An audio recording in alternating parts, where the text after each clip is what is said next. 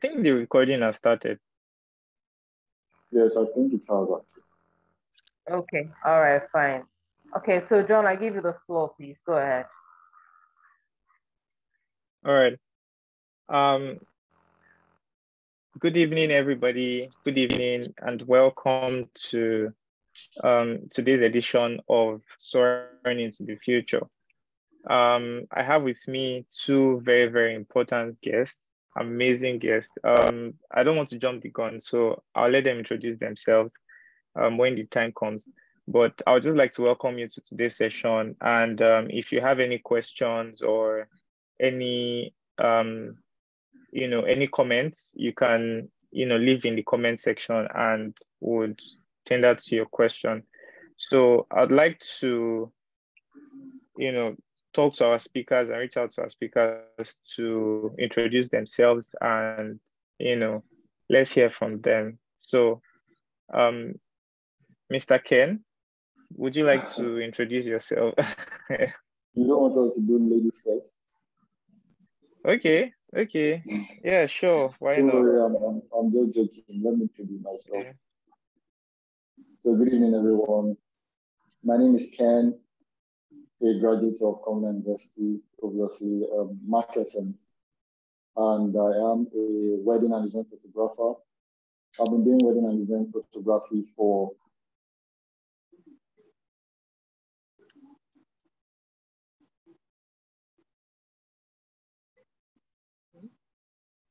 7 years now. That's probably, yes, 25 today. So I've basically done a couple of events, and I've worked with amazing individuals. I've had the privilege of documenting the love stories of awesome humans. I've had the privilege of working with private individuals and organizations. And yeah, I think 7 years of wedding and event photography for me has been a blessing, a whole lot of experience learned. And yeah, so that's me basically.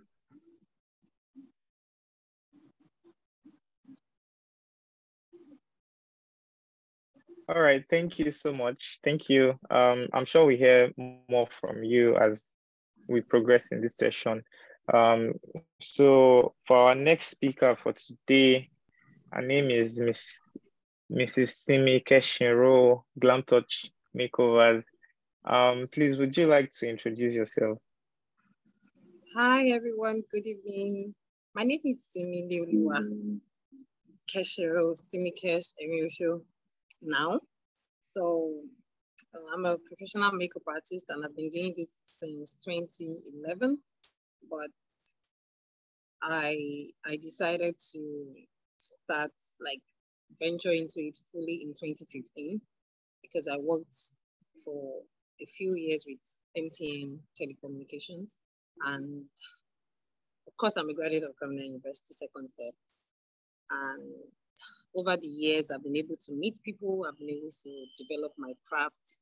I've been able to explore opportunities as regards my craft, like upgrade myself, invest in my craft. And so basically making women beautiful. I also sell makeup products. I do microblading and every other thing that has to do with beauty. I enhance every woman's beauty. Yes.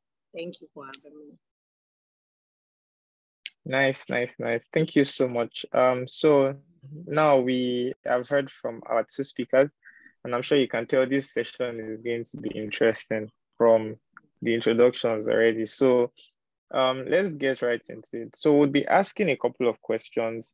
And, first of all, we'd like to get to know our speakers better, and would be asking questions relating to the business of, creativity, or how to excel in the creative industry, and how artificial intelligence and some other factors might affect folks in the creative industry in the coming years.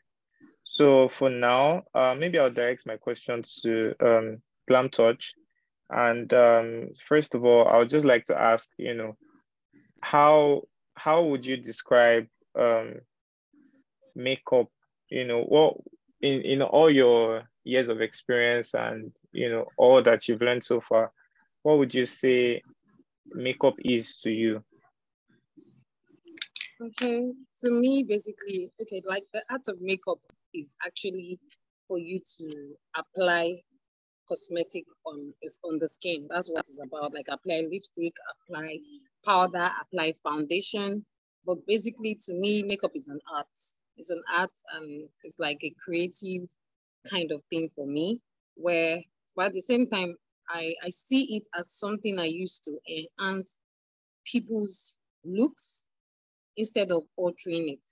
So there's a difference between altering and enhancing. I won't change your look. I still make you look beautiful. I might just be able to answer, like bring out what's a part of your future that you're not aware of before. Like some people, like I know I've met quite a number of people that they probably say, oh, my lips are too like have like broad eyes or like broad prominent lips. And I'm like, no, like this is what we actually want to work on. Like it's beautiful. Like I can sleep on your eyes all day. Do you understand? So basically, I would say makeup is like enhancing the beauty of every woman. Yes, basically. Thank you so much. Makeup is enhancing the beauty of the everyday woman. Yeah, that's pretty insightful. Thank you for sharing. So I'll direct this question to Mr. Ken as well.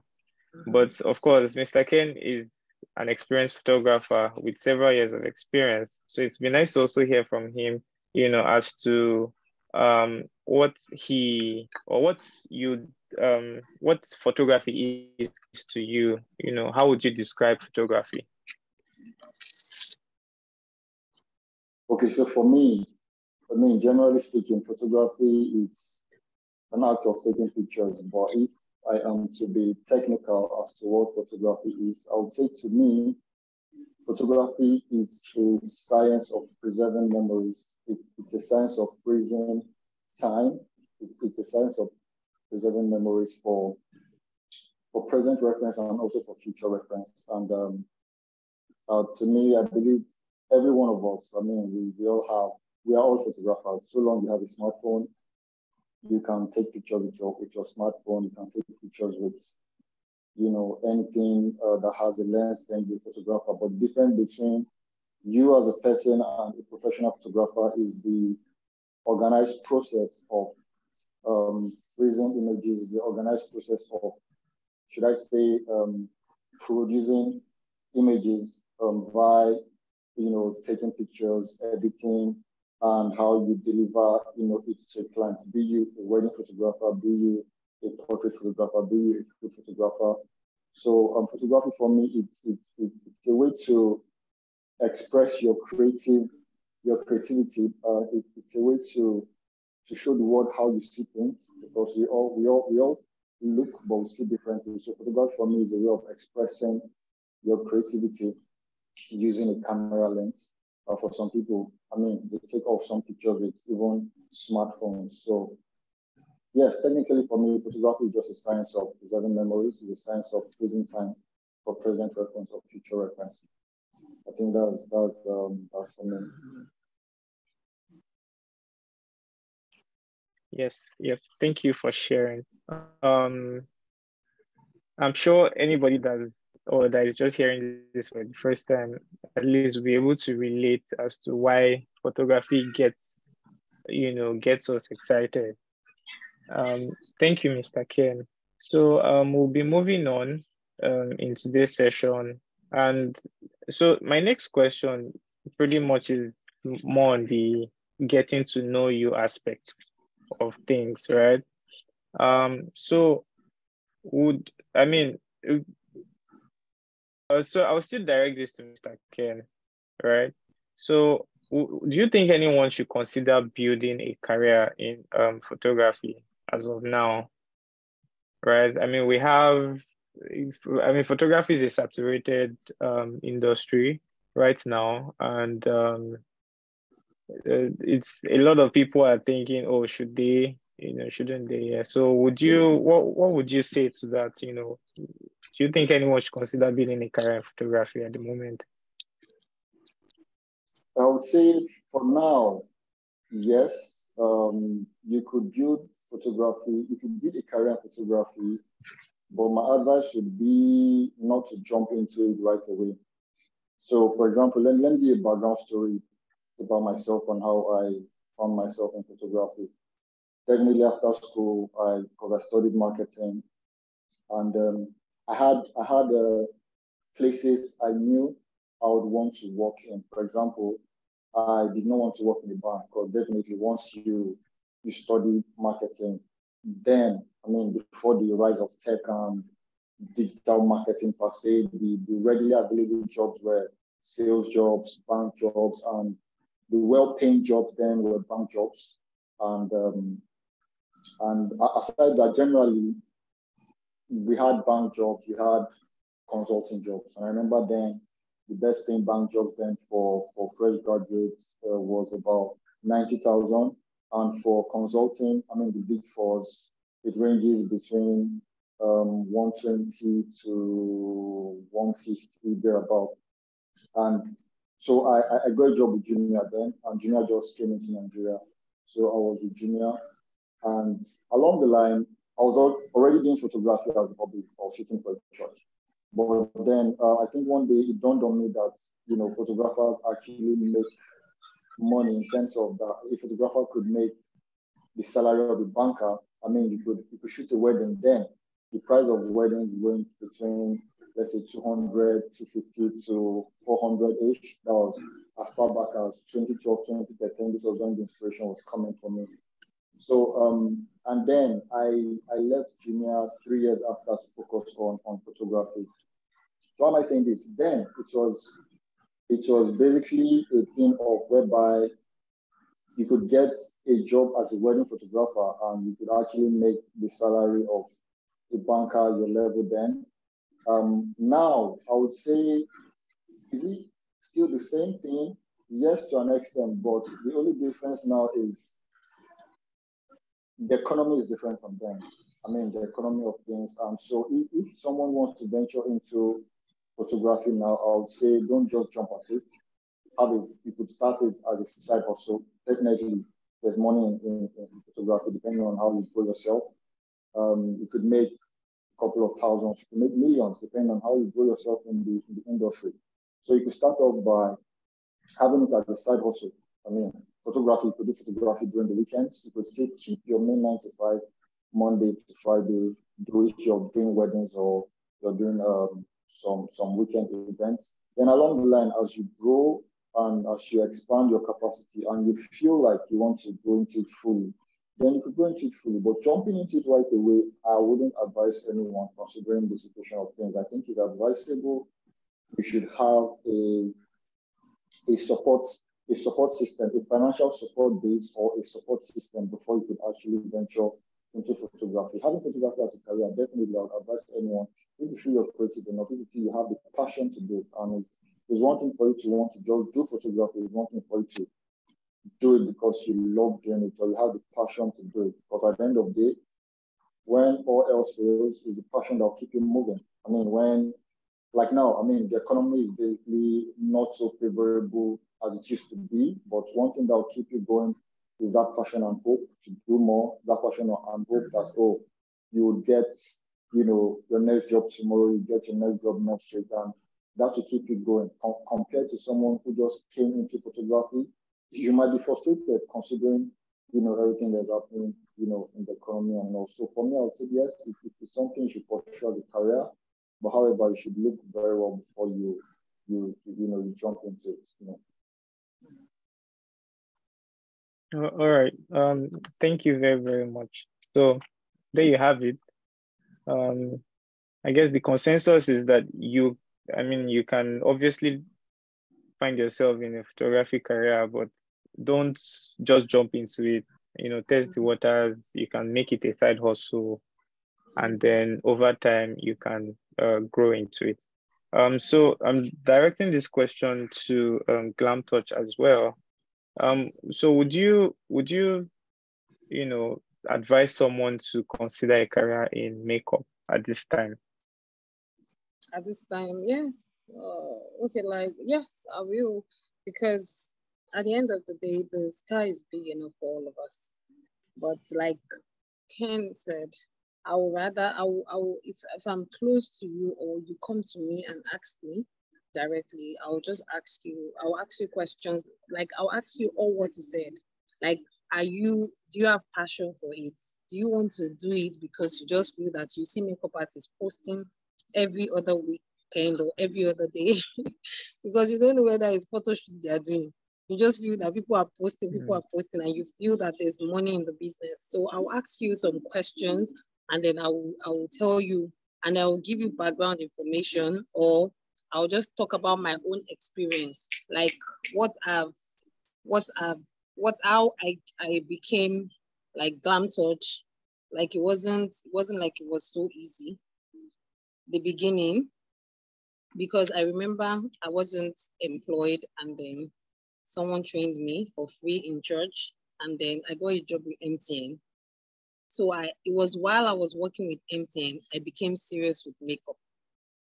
So it was like I was still hustling, and then I had money. So money was coming for me, because if I wanted to buy something, all I needed was have a budget, and then the money was coming. And then I would tell the person that things are different right now. Like it wasn't like before. Before we're not a lot, but now we are just a lot. So I will ask you, do you really want to go into it? Are you ready? Like the stakes out there right now are very high. So how do you intend to get your customers? How do you intend to get your own target audience to make you who you are, so that you won't get hungry or burn out, just like Ken said? So, but at the end of the day, if you can convince me with some of the things you say, like you are ready, like when people come to me, let me just say it, when people come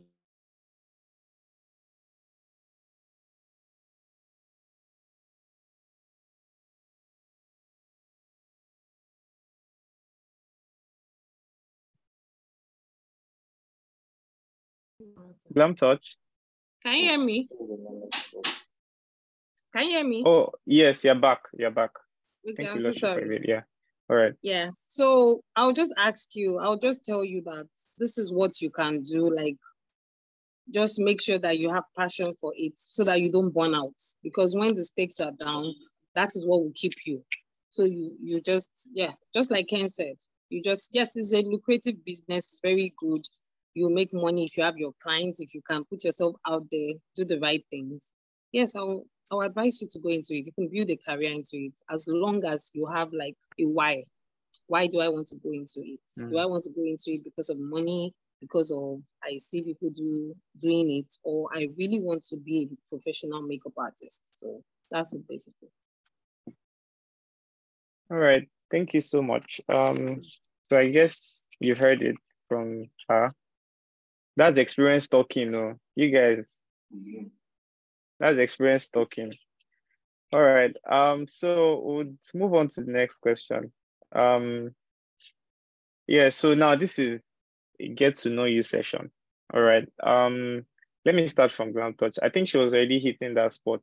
She was already talking about, how she started and all of that.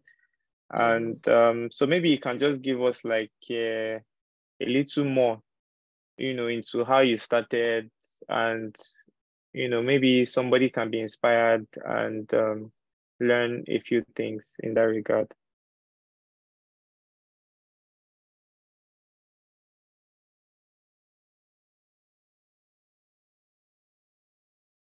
Hello, I can hear you. Hello, can you hear me? Oh, wow. Yes, yes. Sorry, did you get that? Yes, you said, what did you say? No, I didn't get anything. Oh, You were okay. just So muted. Oh, okay. So I was saying that like you've already started to talk about, how you started, but Okay. yeah, so maybe you can just get like, more insight into how you started. Perhaps someone can, hear your story and be inspired, Oh, and also okay. dream. Yeah. Okay. Okay, so basically, I started. I was saying it like I didn't have a job. I was going for interviews, plenty interviews, and waiting for calls and all that. So someone trained. I was in church. I got trained as an usher, and then I was supposed to be under a lady, and then she asked me, "What do you do?" And I'm like, "No, I just go to my mom's shop on the island to help her out." And she was like, "Oh, you can be coming to my house. My makeup store studio is in the house. That you can just come and see." And so I said, "Okay." I told my mom. And my mom was like, "Oh, that's fine." And then I started going. I wasn't serious about it because my eyes were still in like the corporate job. Like I just wanted to also have that experience because everybody in my class, today, yeah, this one is here, this one is here. And like I'm like, after all the money and confidence you get, even my parents were they wanted me to like work office kind of like either bank or telecom or oil and gas and stuff. But as God will have it. So she trained me. And then to be honest, I was like the least in the class because I was just saying it as after a while, they will soon call me. I'll leave all of you in this also.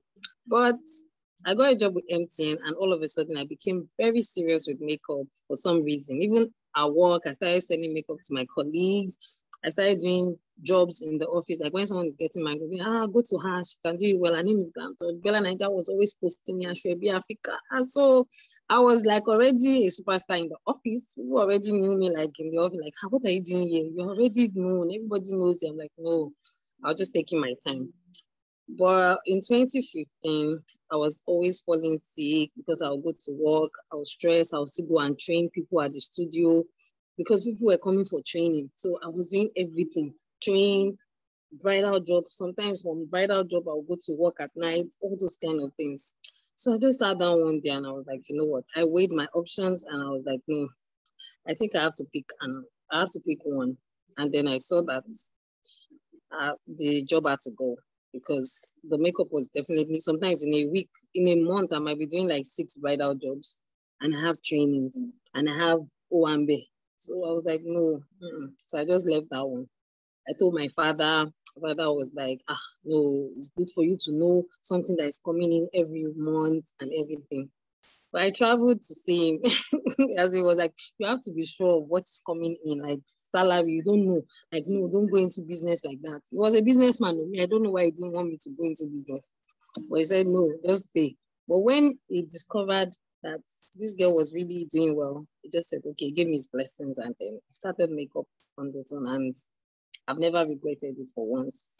Yeah, I've done a lot of things like sacrifice and all that I don't want to go into, but at the end of the day, I can say, thank God I took that step. I will not forget 27th of April 2015. I resigned from MTN and I'm happy and I don't regret it. Yes. Yay, thank you. Thank you so much for sharing. Okay, that was quite inspiring. Like, yeah, that was quite inspiring. Thank you so much. So now this is to Mr. Ken. Let's also get a more inside scoop into how you started and and why photography, and maybe this might inspire somebody.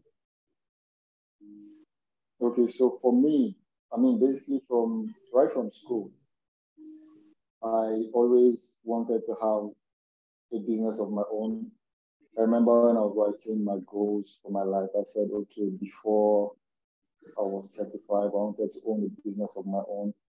And that was you write your long-term goals back then in school. So I started side hustles in school. So I was selling clothes. My mom used to travel and she used to buy, my mom was into trading, so she bought clothes, shoes. So then there was a time this nice top man was trending in CU then. So I had a business deal with my mom and she bought, I started with 2 dozens. We had a deal. I said, okay, let me go, to school to sell off. Then when I sell, I'll split the profit and give her back her money. So that was when I started the side hustle right from school.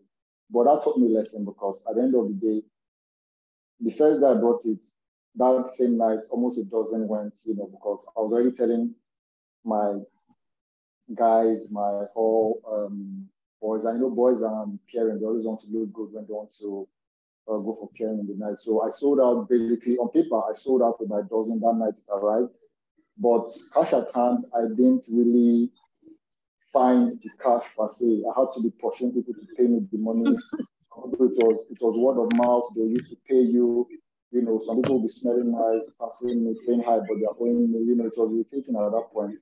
Why am I saying it? Because at the end of the day, I learned a lesson in the sense that if I wanted to have a side hustle, I told myself I wasn't going to deal in goods or tangible products. I'd rather deal in services. In the sense that because for goods, it tied my money down, you know, it led to broken relationships. I basically had to start looking for money just to settle the transaction I had with my mom.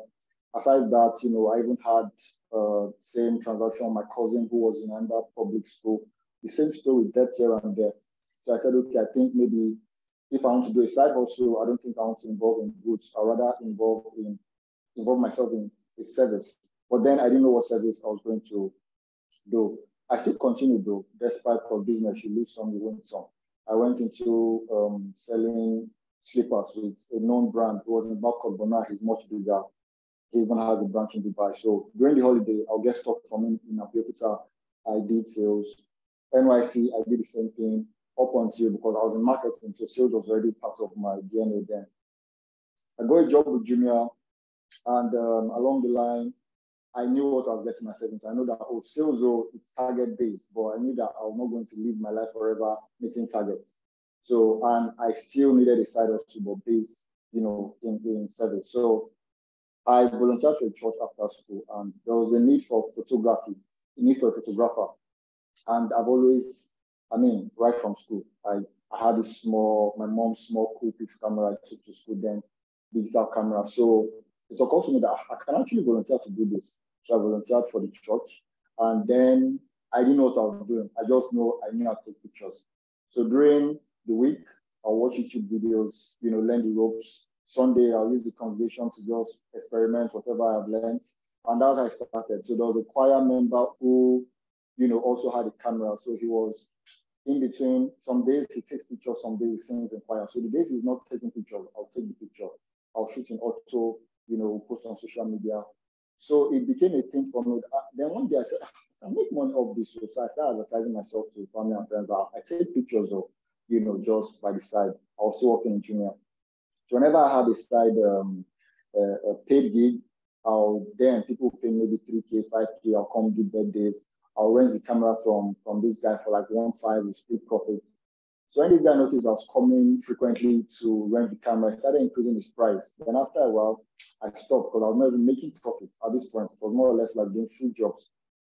Then up until, you know, I was in Junior for 3 to 4 years. Then when I was able to save enough to get my own camera, by then, consistency, and I've been able to learn a lot, you know, a self-taught photographer actually. Then I left, when I left Junior, why I actually left Junior, of course, the targets. You know, I started with a target of about 130,000 in 4 years. Because I was a team lead, and my team's revenue target was $1 billion in a month. So that was when I called my mom and said, you know what, I don't think, you know, this is for me anymore because the target is now very, very ridiculous for me. I didn't want to leave marketing and go do sales or marketing and organization where I'll start all over again, meeting targets or passing targets and all that. So I said, you know what, I think maybe it's an avenue for me to just focus on photography because then I've been able to build capacity to an extent. So when I left in 2013, 2014, I focused, you know, on photography, and that was how, because I had already built leverage while I was working in Junior. And that was how, you know, you get one gig here, you get booked for a wedding here. Before you know, I was able to build capacity then. I focused fully into weddings, and that was how I found myself into weddings and events. And yes, I think that's basically my story. A salesman who basically turned into a photographer. So that's that for me. Yes. Thank you for sharing. Wow, that was quite, I would like to say vulnerable, because it's not every time that someone can really open up and talk about these things. So thank you so much for sharing, Mr. Ken. So we'll move on now. And of course, there are things that are happening in technological advancement in the nearest future. Of course, they've already started happening anyway, but we know that in the nearest future, things are going to improve technology-wise. So I think my question simply is, if you think or how you feel about artificial intelligence, that's AI, and if it would become a threat to we creatives and service providers in the nearest future. So I don't know if anybody wants to. So the floor is open now. Mr. Ken or Glam Touch can answer this question, right? So I think to put it in simple terms, right?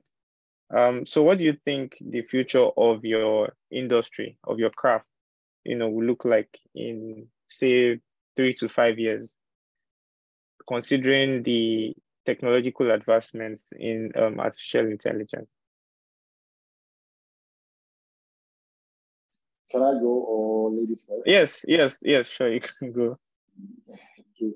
So for me, I think for AI, it's been a long, ongoing debate, especially for creatives. In fact, just this morning, I saw someone who basically used AI to generate headshots, and they're nice. I actually commented, nice pictures. Of course, to be honest, what can I say? But the thing of it is, the thing about AI, there'll always be technological advancement, and if you're not ready to adapt to change, you might be left behind. So for me, I would say you should use AI to your advantage, rather than you watch AI take over, what you basically do. So for example, over time, the way photographers take pictures have been improved from, new improved cameras. Most brands are making highly improved cameras. The sensors are super dynamic. So there's a whole lot of advancements, even with our cameras, with our editing systems, our editing softwares. There's a whole lot of AI in it. One click, and normally what I usually do before that will take me about 30 minutes trying to, should I say, do some background edits. With the updates on Photoshop, just a click, it will highlight the backgrounds and you'll be able to do, what you want to do. So AI has made even editing faster for most of us. Now, I'll speak from the angle of a wedding photographer. When I say, I still think there will always be a need for the human touch when it comes to wedding photography. Like I mentioned before or earlier, that I don't think, or I don't see a time when it's possible, but I'm trying to imagine an event planner or a bride telling a robot that we have 10 minutes more to go to church, or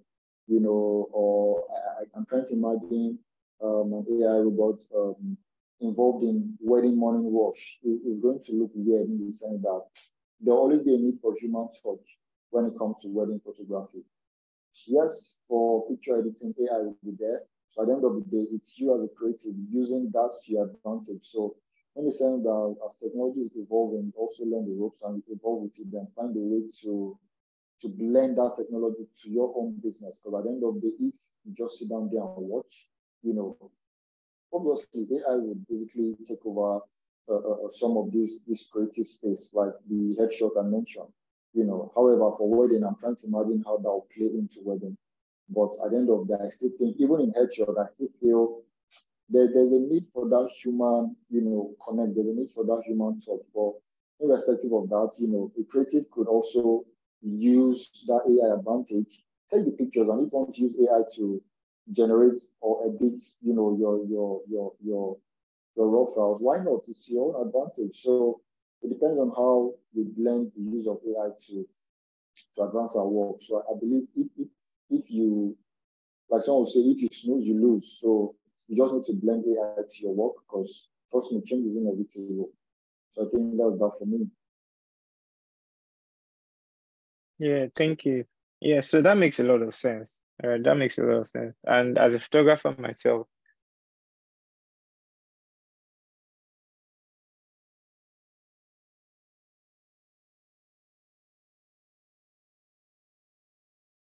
oh, sorry, I think someone muted me. But can you guys hear me now? Yes, yes, we can. Yeah, okay. Yeah, so I was saying that that makes a lot of sense. And as a photographer myself, I can completely relate to what you're saying. So Miss Simi, do you want to weigh in on this as well?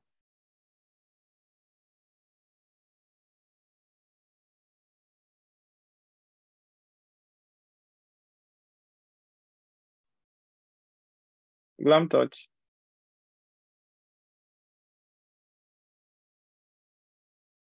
Oh, I don't think she's still with us. Okay, can you hear me now? Okay. yes, Yeah. yes. Okay, yeah, they just unmuted me, so sorry. So I feel that, like what Ken said, is very like just use it to your advantage, like you said. Like me now, if they say that it's robots that want to be doing makeup, if I'm still in makeup business in years to come, I'll just employ the robots now. It's me that will be collecting them. Remember to be my assistant. Okay, so on a lighter note, so anyway, I just feel that it's going to be like almost like it can't be 100%, like he said. Like there are some things that need like human input and effort, like the emotions of the bride. There are a lot of things that happen like backstage before even the bride, like even the bride comes out in a wedding dress, all dressed and all that. Do you understand? There are some times that you might need to like do some like counseling sessions for the bride, pray with the bride. Like there are some things that you do with the bride that are way beyond just collecting money and painting face or just taking photographs. I'm sure you guys understand what I'm saying to an extent. So I feel that it will be good, and just be on top of your game, like be ahead of it. If it's coming, then we'll know how to adjust to it. Yeah, basically. That's it. Yes, yes, of course. We'll definitely adjust. And thanks guys for sharing. So I hope people can learn from these things that we have shared. So moving on, I think I'll direct this question to Glam Touch first. So how do you think we can stay relevant in our field or in our craft, considering the yes, I mean considering the high influx of people into this skill set? Okay, like how to stay relevant. Like I will always say, the if you want to stay relevant, just connect to the person that is never goes out of fashion, is never irrelevant, is always distinguished, and that's God. So I would say I'll always connect to God, and then I will never be irrelevant. That's number one. And God has helped me over and over to be able to know that, okay, if as long as you are connected to me, you can never go down. Do you understand? So I would say stay connected to your God, and then yes, basically. Then number two, I feel that you should know your why. Whatever you want to do, even the Bible says that, is there anybody that wants to build anything and you don't consider the cost of what you are doing before you go into it? So you should consider the cost, like this thing I want to go into, it will cost me. Think of everything that you have to do, like weigh your options before you go into it. Just like Ken said, always have your why, so that when the chips are down, when it looks like you're not motivated, when it looks like things are not going the right way, you are able to say, but when I was so sure.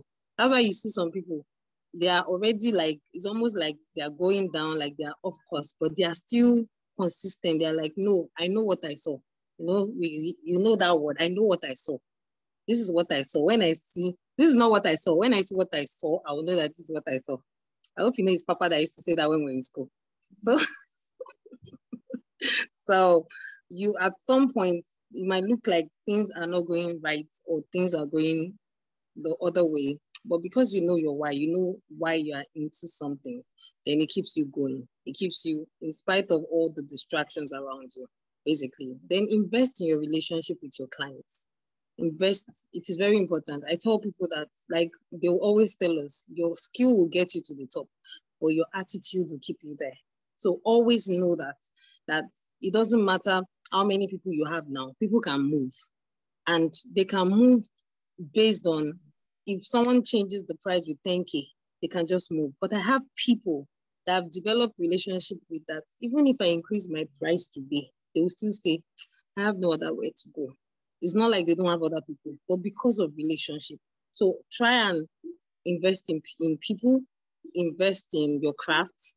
If you see something that is like in town, like somebody that is doing something better than you are doing, reach out to them, do a class, pay for it, or upgrade yourself. And then that way you stay relevant in the business. Because over time, I'm sure you know, even in photography, a lot of things they're cropping up every day. Every day we see new things, and then you're like, when did they start this one? But you can't be full of pride. You just have to reach out or go on YouTube, learn, okay, this is it. This is how it's done. This is the new gadget that is being used now and everything. I remember those days that we used to buy lenses. We say today is 35 mm, today is 50 mm, today is 1.2, today is 40 to 70. You just kept buying because we just wanted good pictures. So just the same way is everywhere, even in fashion, in tailoring, everywhere. Your game will always change when you upgrade yourself. So basically that's it. Thank you. Yes, thank you for sharing. Thank you for sharing. So Mr. Ken, any additions to this? Well, like Simi said, I mean, we cannot exhaust the importance of grace in whatever we're doing in life. I think God's grace above everything else. Then I think secondly, one of the most important things is also marketing, sell yourself. So basically, just being people's faces, in your faceness. Basically, if you have you're good with social media, use it to your advantage. It's not necessarily about the amount of followers you have. If you don't have a lot of following on social media, you have your contact list on WhatsApp. You could have family, friends, strangers. You post stories on WhatsApp, sell yourself on WhatsApp, send messages on WhatsApp. The highest people will do to you is block you if your message is frequent, but at the end of the day, you apply wisdom in how frequent, you send messages. So the thing about this is most times out of sight is out of mind. So try to always put yourself in people's faces, because there's a whole lot of information out there that is actually struggling for people's time. So the more you put yourself out there, the more you even have a chance of being relevant. So if you have Facebook, I mean, all these social media platforms, they even made it easier for us to even do free marketing. Most of all these things, back in days, you paid to actually even make yourself seen. So if you have Facebook, you put content, don't just sit down on content and let it be on your phone. Whatever content you think is useless to you could actually be useful to somebody. It could be your daily life, how you live your daily life, but know what to post. Whatever you're posting, make sure people can link it to your brand as a business or your brand as an individual. If you have Twitter, I mean, you could, at some point, it was a whole lot for me, so I just had to focus on just Instagram, WhatsApp, and Facebook. For Twitter, I wasn't so lively with Twitter. So what am I saying is this, that one particular content, one particular client, past client can, generate 10, 20, or even more clients. One particular contact on your mobile phone can refer you to even 2, 3, 4, or more people. So at the end of the day, how you put yourself out there daily, weekly is very important. That's on marketing. Then secondly, on you as a person and how you deliver your job. So whenever you get, one job, one good job equals to 1,000 more, equals to 100 more referrals. Don't just be, minimal of that. So let's say you do a good job today, that person will refer you to somebody. I use myself as an example. I've done the wedding before, and I ended up doing the weddings of 3 sisters. And the older sister who was married already basically used me for her 2 children's birthday. So for the past 3 years, any of their birthdays or family function, they call me for it. So at the end of the day, when you get a job, you do it well from beginning to the end. It's not just about the job as it's about you as a person. While you're selling yourself, while you're selling your business, also sell yourself to the person. Because most time people don't buy products, people buy people. People don't buy products most time, people buy brands or people buy organizations. So at the end of the day, if someone can buy into you, trust me, they will buy whatever you're selling. That's for marketing your craft. And secondly, be ahead of the curve. Whatever information is readily available, be ready to learn. For example, Instagram of recent, not really of recent, Instagram over the past couple of months and years, you have to do Instagram reels to be relevant. For me, I've always been I've always wanted to be behind the camera and not necessarily put myself out there. I just wanted people to know my work for my work and know the name.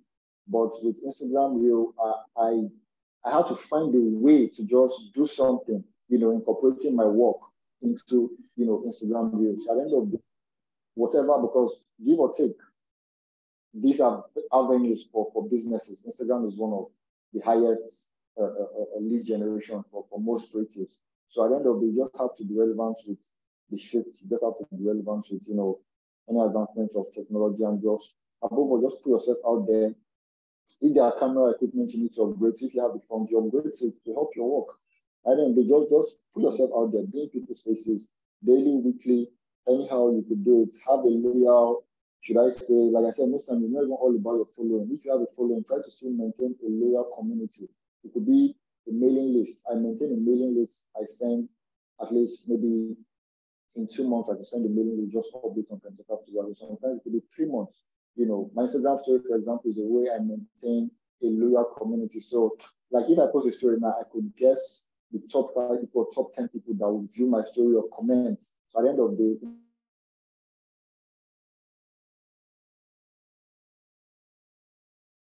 in my mind, I'm like, if this person should reach out to me tomorrow, I'll have to make every possible meeting or booking for their event. So that I know I like my loyal, should I say, followers in terms of interaction. So those little things you do daily, weekly, monthly, at the end of the day, will basically make yourself relevant rather than just sit down there and be hoping that the next client would come with you. And lastly, I would say, depending on the area of photography you're in, send proposal, don't just wait for clients to come to you.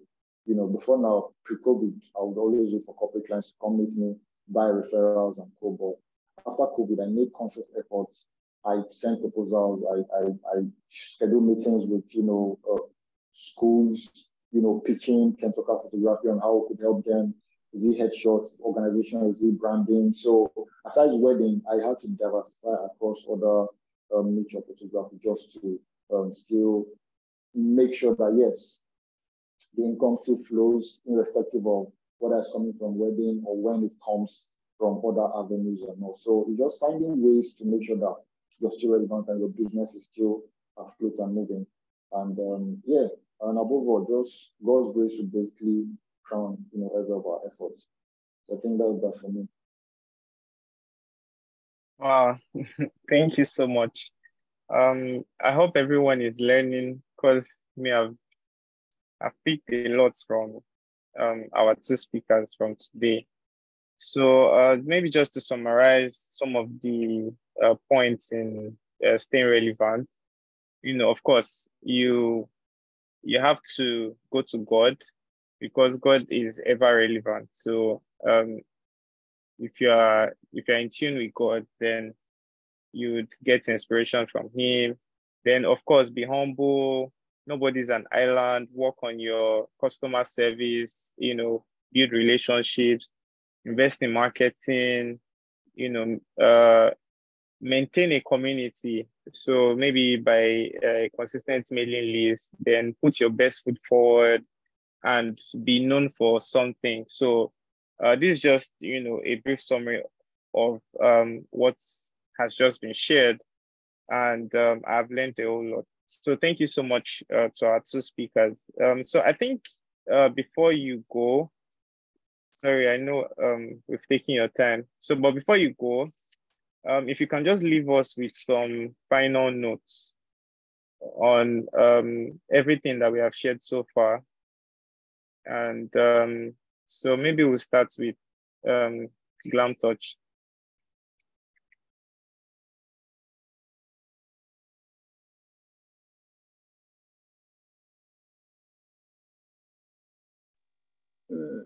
Can you hear me? Very well. Okay. So on the final note, I would say, stay true to yourself. If you get to the point where it's not working, you don't have to fake it. Don't fake it to make it. Like, there are other industries that you could go into, and then you still are very lucrative apart from your craft or what you started doing. And then if you want to go into a craft, know why you are going into it, basically. Then develop be better with your attitude. Any service-based craft, your attitude matters. I personally know some people that are not in business anymore because of their attitude. And it's not because they are not good. They are very good. In fact, they are better than a lot of us. But I know them, and I know that the reason why people won't call them anymore is because they just say, no, I can't deal with. Everybody will complain. The makeup artist will complain. The event planner will complain. The clients will complain about a particular photographer. The same thing with the makeup artist. All the family members will be like, if it's that person that came during that time, please make sure that you change the person. Do you understand? So invest in your attitude. Like, make sure you're on top of your game, because there are a lot of people, if you don't do it, somebody else will do it. So always know that, keep that at the back of your mind. Whatever you're doing, if you don't put your best foot forward, somebody else is waiting. Ask those of us that before were raining on Bella Nigeria and all those things. I tell people, I said, this is your time. If I see people raining on all the blogs and everything, I'm always like, yes, I'm happy for the person, because it is your time. I had my time too at some point. That Bella Nigeria was posting me back to back, and I didn't ever pay them. So if you are raining now, enjoy it, because guess what? It is not forever. So whatever you're doing, just make sure that you're on top of your game. You have humility. You are people know you to be warm, to be kind, and then the sky is your limit. With God on your side, you will always be on top. So thank you for having me. Thank you so much, for your time. Your time, actually. Thank you. Thank you for that. That was quite insightful. So Mr. Ken, any final note? Well, I would say basically, whatever your hand funded to do, just do it and do well. If you want to do photography, like everything we've mentioned from the beginning, know the reason why you want to do it and be ready to pay the price and sacrifice. Having a 9-to-5 also has its pros and cons. Same thing with being an entrepreneur, having a business by your side. So if you want to blend both, perfect. Being an entrepreneur, you have a 9-to-5, you have a side also. Perfect. In fact, that's what I would advise many people to do at this time, and age.